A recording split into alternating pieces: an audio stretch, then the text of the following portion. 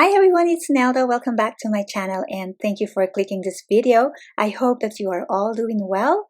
This is the last day for posting our projects for #Vintage Christmas Day in July 2021. So I am doing this and beating the deadline. #Vintage Christmas Day in July 2021 was hosted by Teri Lee of Sweet Pea Papers, Kyung Shotwell, and Lisa Fisher. And I would like to thank these beautiful ladies for inviting me to participate in this wonderful collaboration. I learned so much from the participants and I had so much fun. And time flies so fast.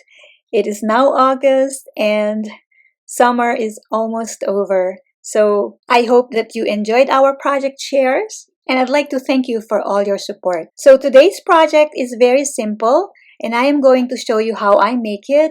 And we are going to do a plastic coil ring-bound Christmas journal. These are my covers and I already laminated them. And these gorgeous images are from the kit. And this will be very thick because I had them printed on 100-pound cardstock and then glued together. So it's going to be nice and thick cover. I'm going to trim off the clear plastic and make sure that there's nothing left, no clear plastic showing. So we are going to cut it flush with the edge of the paper. After trimming the edges, I will run it again through the laminator just to make sure and be on the safe side. I may also do some stitching on the edges, but I'm not sure yet at this time, so we'll see.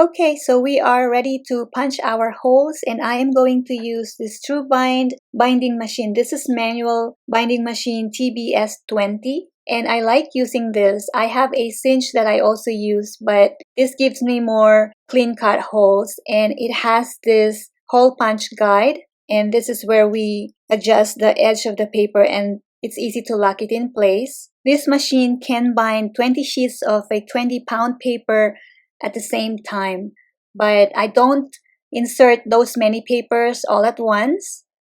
And this is the lever that you pull down to punch the hole. And this is giving me clean, nice looking holes.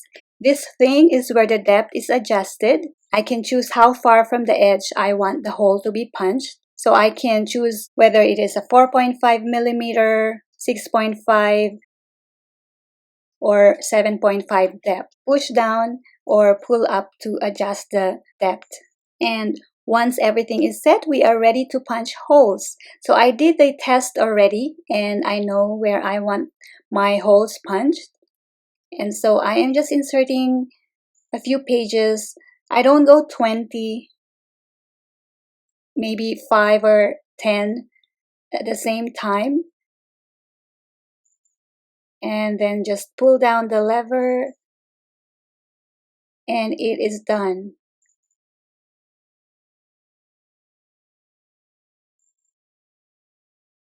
There you go. And I did some of the pages already because I do not want you to be bored seeing me punch all these holes. So these are the inside pages and they are a variety of papers. And now I am going to do the covers.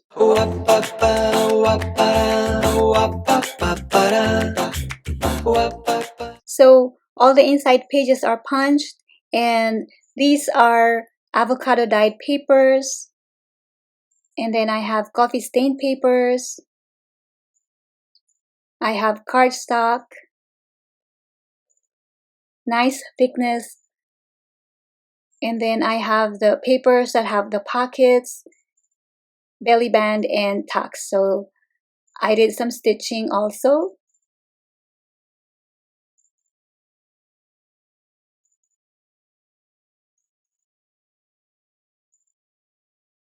And then these are some of the papers from the digital kit. So I am just going to arrange the papers how I want it. And oh, before that, I'm going to show you the cover. So I stitched it.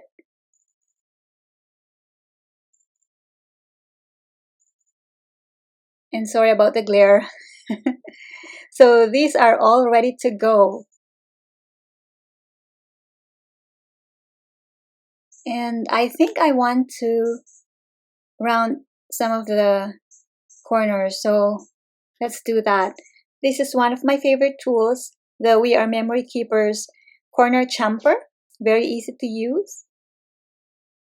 And I will also use a Martha Stewart decorative punch for the edges.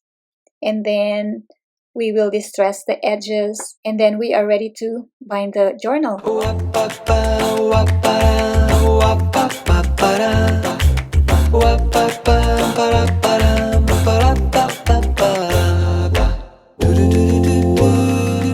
To distress the edges, I am going to use this spice marmalade because my vintage photo and walnut stain, which are my favorites, are very dry. And this is also a nice color, spice marmalade. It is on the orangey side, but it still looks nice. What do you think?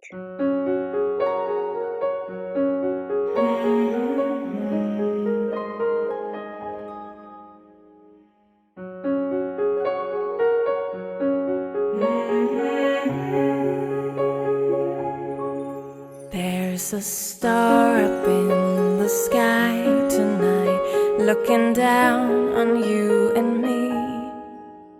And it seems to shine a special light that our hearts are meant to see. And then suddenly, from far away, it speaks to me in words of silence. Quietly, it's granting me. And now I am just making sure that all the papers are in place. And we have smaller sizes, so what I do with this is I use washi tape to tape it onto the next page, and then, or I use a paper clip. Here I think I'm gonna just use washi tape, and it makes it easier for me to insert the coil.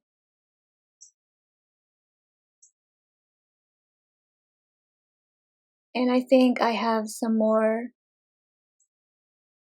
pages that needs clipped. This one is smaller in size than the rest of the papers, so I can use paper clip here. Quietly, it's granting me one wish, and I wish that every day was Christmas, and every single... So now that all the pages are in place, we are ready to insert our coil. And this is what I will use today. The plastic coil ring is very light, very easy to use, very flexible. I don't remember the size of this one, but I will put it in the description. To bind, you just insert the coil to one end, and then you twist and guide the coil through. So the first 3 holes will be challenging because I have different sizes of paper here, and it's coffee stained. It's not the normal smooth paper, but then after the first 3 holes, it gets easy. And I wish that it's shining on you too, show you there's a way, wishes do come true, and I will wish for Christmas every day.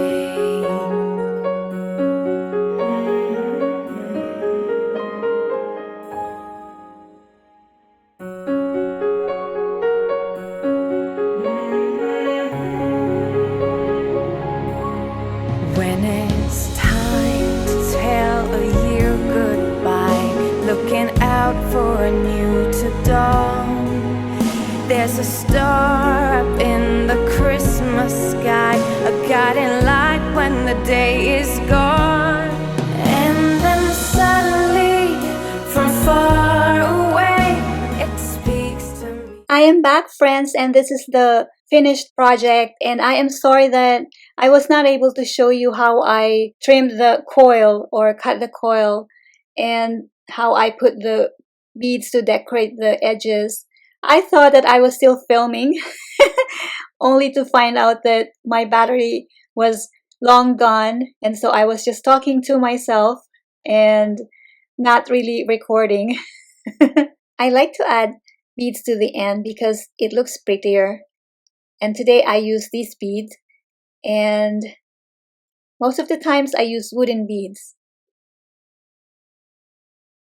So today this is looking great, and this is the crimping tool that I use to cut the excess coil, and then I use the round nose plier to curl the end so that we do not lose the beads. So here it is, friends. This is my Christmas classic coil ring bound journal, a very simple project. I love the covers, and I am so sorry about the glare. Now, this journal is still a work in progress because the pages are not embellished, but once that is done, I will have a flip through. I may do some stamping and stenciling, or I may add trims or laces. I don't really know how I will embellish, but I have plenty of offcuts and scraps from the kit that I can use to make tags and journal cards and to decorate the pages. And I love the Christmas in July kit by Kyung Shotwell. It is a really beautiful kit. So I hope that you like this project share.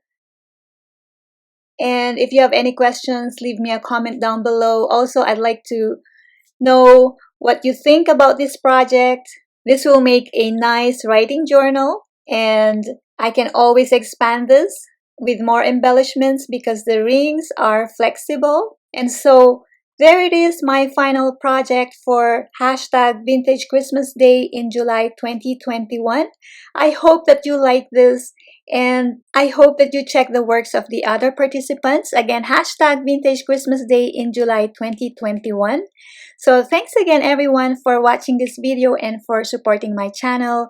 Please do not forget, I have the Road to 3,000 subscribers giveaways going on. All you need to do is follow the guidelines and you will be entered into the series of giveaways. Now that this collaboration is over, I am doing another project. It is called a special design team project for Rach and Bella Crafts and Line Dot Arrow, and it's kind of a summer collaboration, and I will keep you posted about that one. So I hope that this video inspires you to craft in any way.